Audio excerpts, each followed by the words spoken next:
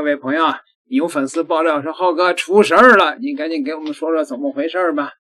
就是说这个董宇辉啊，把这个梁宏达给投诉了啊，因为说他俩不挨边啊，一个是爱国主播，一个是恨国公知，他俩怎么回事呢？是这么回事，这个梁宏达呀说了一集董宇辉啊，这个他说的是什么呢？就是说这个梁宏达呀，说这个董宇辉啊，不是优思逸这个事儿翻车了吗？就是央视315晚会公布出来说有一个假药，也不是假药了，假保健品牌优思逸在澳洲呢是注册到一个车库里边，纯属是假洋品牌贴牌，也不知道在哪生产的啊，所以这个算是个假货啊。我也说过一集这个事儿，我说董宇辉因为这个事儿翻车了。董宇辉呢给出了的这个赔偿呢，就是说在我这儿买过的，我就先把钱退给你，垫资退给你嘛。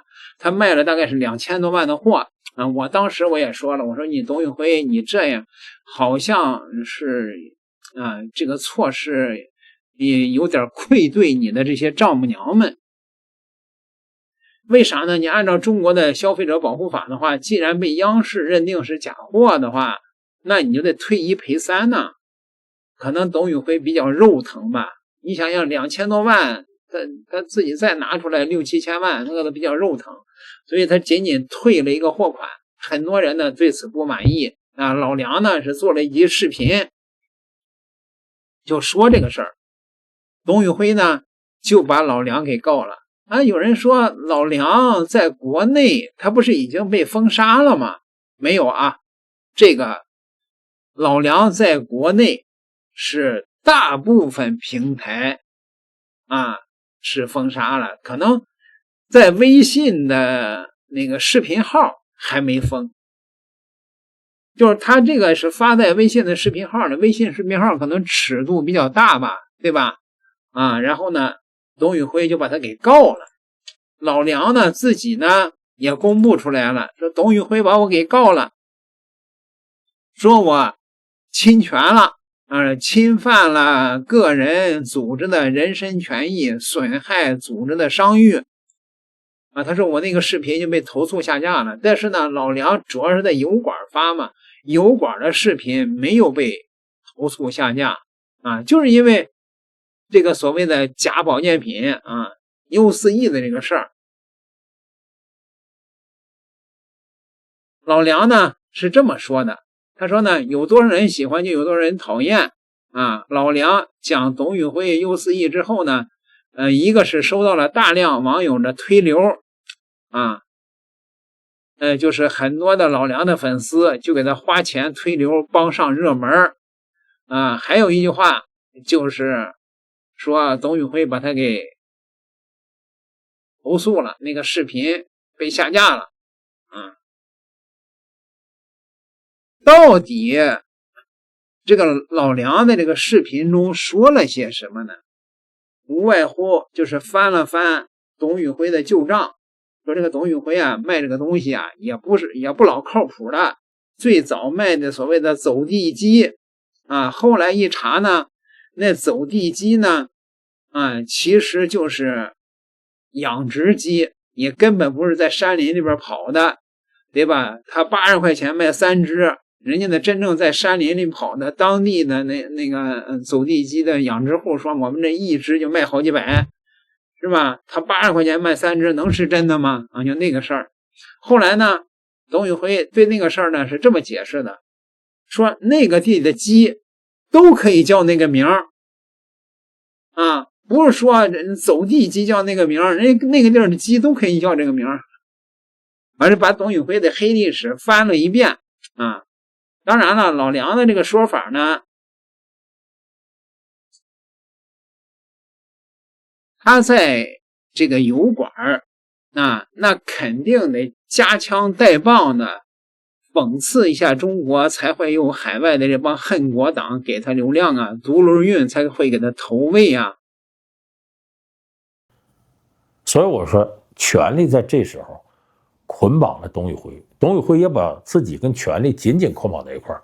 他这团队很有一套，他专门看呢政府喜欢什么，比方说这个助农啊、公益啊，我投其所好，我到你这儿我就这么干。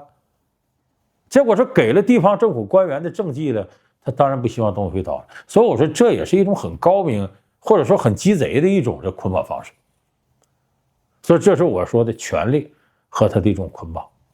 那有人说你这个再捆绑，咱们国家有法律啊，你这知假犯假，你不假一赔十，你什么的，那法律不收拾你吗？我跟大家讲，在中国呀，咱们实事求是说，你说法和权谁大？有人说法大，有人说权大，有人说权说法大，说什么都有了。实际上，在权力面前，法有的时候得退避三舍呀。因为我们也知道某些人权力护着，那法律就奈何他不得。这种事在我们生活当中也是比比皆是的。而且我跟大家讲两句话，你可能就明白，很多时候在中国是文件代替法律，批示代替审判。就领导一句话，这就代替审判了。老梁吃的就是这口舔海外的独轮运恨国党屁股的这个饭啊，所以他必须得阴阳怪气。有人说就这样的视频啊，在那个什么腾讯视频号还能播吗？能播。说实在的，这个中国没你想象的那么这个在这个言论方面控制的那么严，这种阴阳怪气的啊，这种视频在中国的网络上有的是，能播。所以董宇辉就把他给投诉了，下架的是国内的，不是说油管的。油管的这期视频还在啊，朋友们啊。老梁呢就阴阳怪气的说这个董宇辉你是跟权力捆绑到一块儿了有人护着你，所以就不罚他。不过这个事儿呢，咱们有一说一啊。你说董宇辉卖的是假货吗？那按照这个中国的那个法律，确实是该退一赔三，对吧？为什么没处理他呢？关键是这个事儿是属于民事自诉范围。老梁说的这个没有这个法律道理，老梁也是个法盲。这种事儿只有买了董宇辉产品的人去起诉董宇辉，然后要求退一赔三，那是绝对判，董宇辉绝对得退一赔三。他问题是他是董宇辉的那些丈母娘粉丝们，谁去告他呀？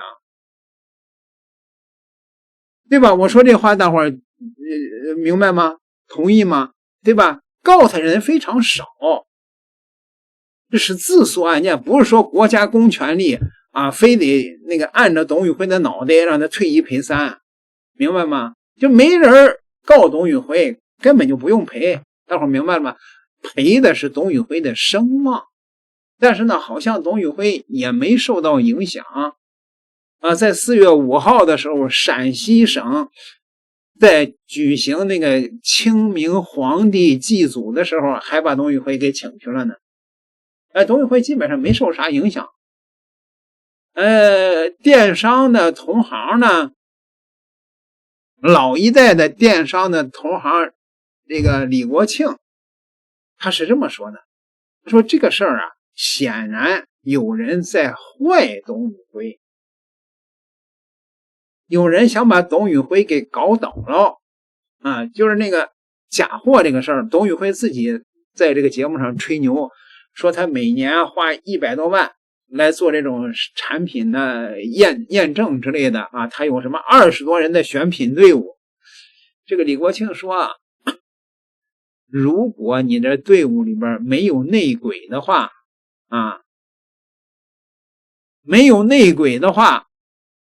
这么轻易而举就能查出来的，你董宇辉也查不出来吗？李国庆提醒说，董宇辉你身边有内鬼，就是你的竞争对手专门派去卧底的，让你卖这个东西，卖完了以后他就把这个东西给举报到央视去了啊，是有人在做你的手脚，想把你搞倒喽啊！外边在围猎你，有一个团队在围猎你啊！他好心的提醒董宇辉，你赶快吧，你赶快搞内部抓间谍的这个行为吧。当然了，这到底董宇辉身边有没有商业间谍，有没有想把董宇辉给弄死，这个咱就两说着啊，对吧？反正有一点，董宇辉这回是真败了自己的形象，你还不如真的是马上退1赔3，宁可赔着几千万，对吧？别让别人戳你的脊梁骨。